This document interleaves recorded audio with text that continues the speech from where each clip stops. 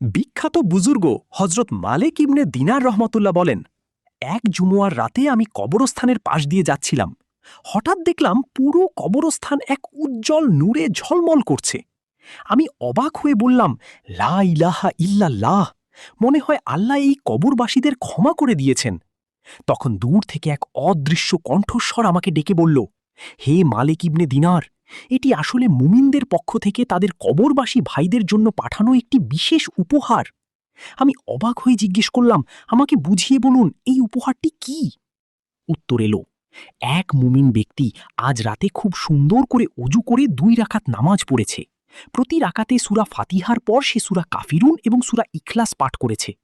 নামাজ শেষে সে এই বলে দোয়া করেছে যে, হে আল্লাহ, এই নামাজের সোয়াব আমি পৃথিবীর সমস্ত মুমিন কবরবাসীদের হাদিয়া হিসাবে দান করলাম।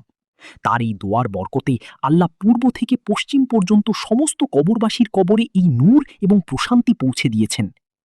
মালিক ইবনে দিনার রহমতুল্লাহ বলেন, এরপর থেকে আমি প্রতি জুমুয়ার রাতে এই আমলটি নিয়মিত করতে লাগলাম।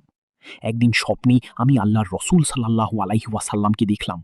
তিনি আমাকে বললেন, হে মালিক, তুমি আমার উম্মতের কবরে যে পরিমাণ নূর পাঠিয়েছ,